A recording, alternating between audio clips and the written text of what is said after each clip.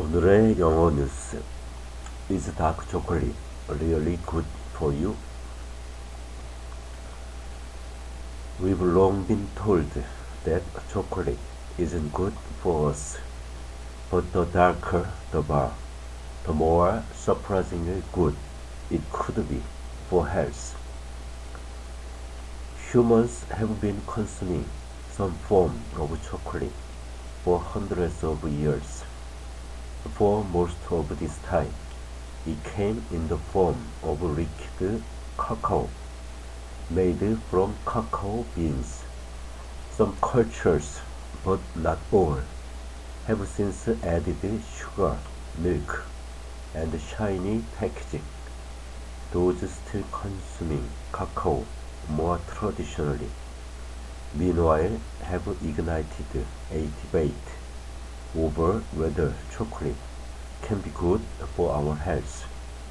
The Kuna Indians, for example, who live on the San Blas Islands of Panama, have low blood pressure that doesn't rise with age, low levels of heart attacks, strokes, diabetes, and cancer, and they tend to die old, says Marcy McCullough, Senior Scientific Director of Epidemiology Research at the American Cancer Society. And contrary to the scientific consensus that excessive salt can increase blood pressure, their diet contains as much salt as the average US persons. To find out exactly what they consume on a daily basis, McCullough visited the Kuna Indians. She discovered that they were consuming around 4 cups of cocoa, cacao mixed with water and small amounts of sugar every day. But McCullough can't attribute the Kuna Indians' great health to cocoa drinking with any certainty, especially since they were also eating twice as much fruit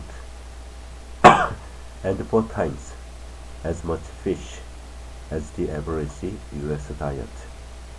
Plus, they live more active lifestyles than we generally do in the West. Many other observational studies have looked at the health benefits of dark chocolate, but they may be biased because people who eat chocolate more frequently tend to have fewer concerns about their weight, says Joan Manson, professor of medicine at Harvard Medical School. She adds that they may also be healthier to begin with.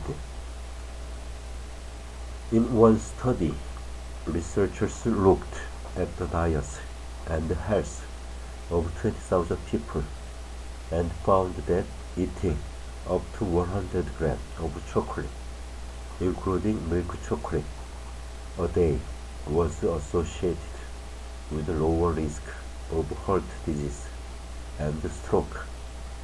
They controlled for other factors that might influence this, including smoking and exercise levels, but said there could be other explanations rather than the chocolate.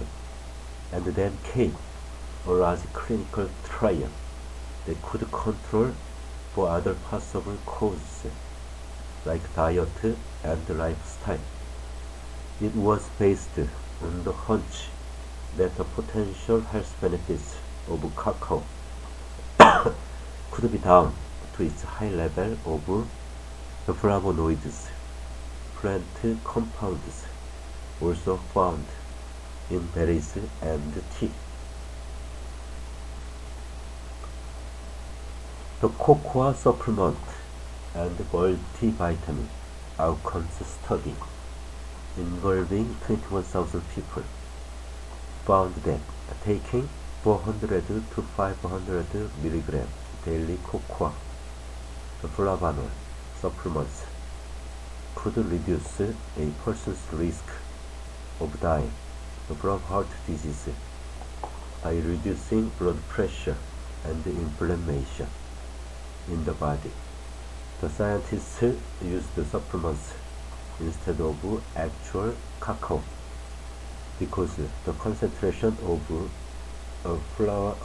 flavonoids can vary hugely across different chocolate brands depending on the harvesting, manufacturing, and processing, says Manson, who was also principal investigator of the trial.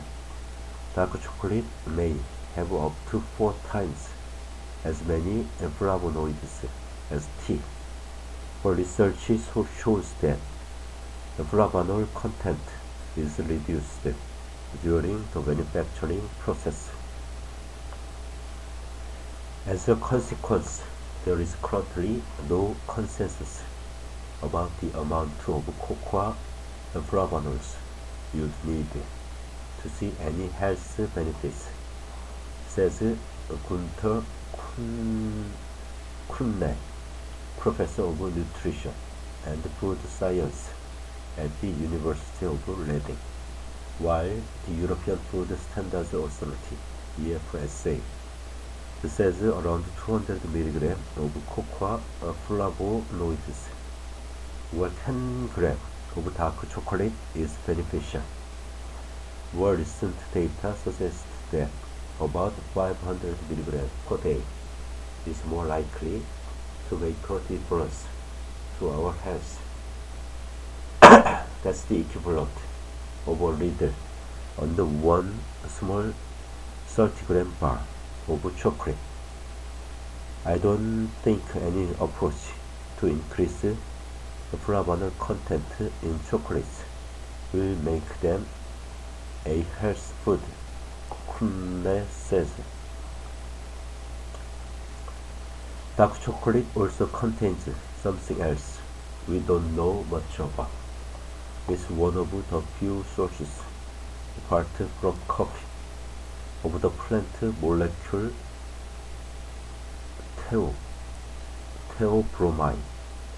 While it is a psychoactive substance, theobromine, which is in the same family as caffeine, can give you a smoother hit than caffeine, says Chris Alford, professor in applied psychology at the University of the West of England. And the darker the chocolate, the stronger the heat. If you are eating a lot of dark chocolate, you may get a genuine heat, and the theobromine may be nicer than the caffeine heat, he says. For those who are concerned that chocolate increases the risk of heart disease, some researchers say it actually doesn't need to be avoided. Dark chocolate usually also contains sugar, but one way to avoid this is to opt for chocolate with a higher percentage cocoa than the proportion found in milk chocolate. Chocolate's darker side. Testing the effects of cocoa flavanol supplements also bypasses the other components of dark chocolate, sugar and saturated fat. Dark chocolate often contains cocoa butter, which is high in saturated fat, which has been linked to an increased risk of heart disease. The fats in chocolate all come from cocoa butter, but while evidence says stearic acid has a neutral effect on cholesterol, a third of fat on cocoa butter is saturated and deleterious to health. says Aedin Cassidy, professor at the School of Biological Sciences at Queen's University in Belfast. While researchers haven't explicitly recommended eating chocolate to stave off heart disease, one paper concludes that regularly eating dark chocolate is likely to have net benefits to our health, and that the strongest evidence base pertains to heart health. And eating little portions of dark chocolate could help tackle unhealthy eating habits, says Duane Meller, dietitian at Aston Medical School. Small amounts of chocolate won't be harmful and may challenge your relationship with chocolate, because you can enjoy a small amount and not feel guilty. The bitterness tends to make it self-limiting. The problem is, the higher the cocoa flavonoid content of a chocolate bar, the more bitter the taste, and the more bitter the taste, the less marketable it is. There is a conflict between the good bits of cocoa and what we need to put with it to make it edible and enjoyable, says Meller. To make matters more complicated, it's possible that fat and sugar helps make the flavonoids in chocolate more bioavailable, which means they are easier for the body to take in. Some of these flavonoids are complex organic compounds, and one way we can make them available is sticking sugar onto them, he says. There just isn't enough research for anyone to look at the cocoa flavanoid and the sugar content in chocolate to conclude where the sweet spot is. Also, there is still no way of knowing how many cocoa flavonoids you are getting.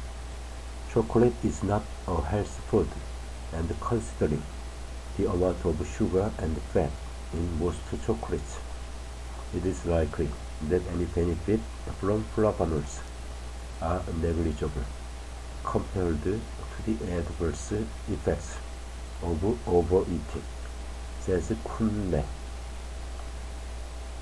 The quest for taste. There seems to be a surge in smaller bean bar companies producing higher percentage cocoa with a focus on preserving taste rather than any possible health benefits. But what if the process of preserving the taste of the cocoa bean also incidentally results in a healthier chocolate? Cocoa beans grown on the Solomon Islands in the Pacific are picked at the exact moment of ripeness, says Martin O'Dare, co-founder of chocolate brand Fratry Chocolate.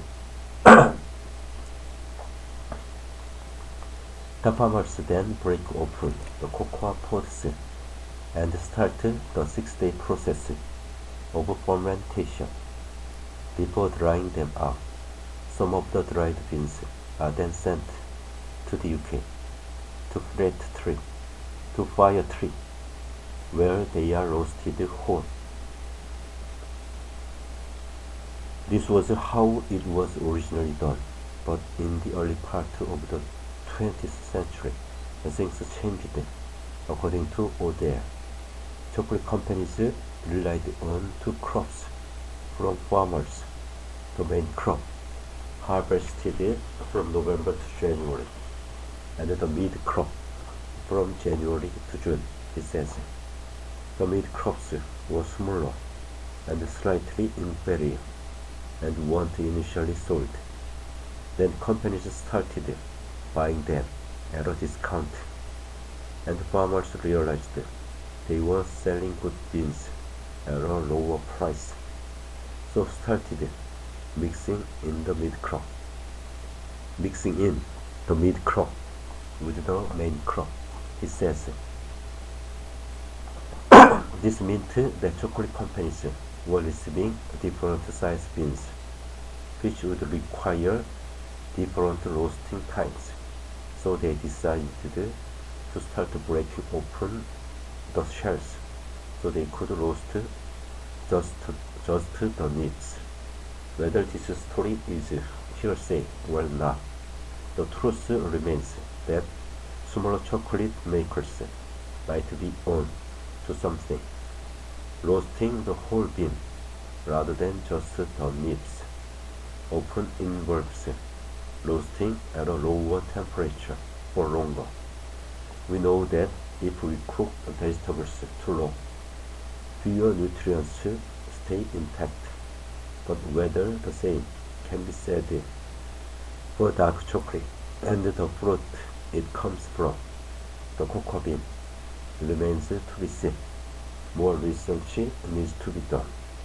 Still, while you can find flavonoids in many different foods alongside chocolate, studies suggest that dark chocolate can fit within a healthy diet. It's reasonable to have a high percentage dark chocolate several times a week, as long as you are avoiding excessive calories, but it shouldn't be perceived as a healthy food you try to eat more often, says Manson. Try to increase the flavonoids through diet with tea, berries, grapes, and other fruits, as well as a reasonable, moderate amount of high cacao chocolate, she says.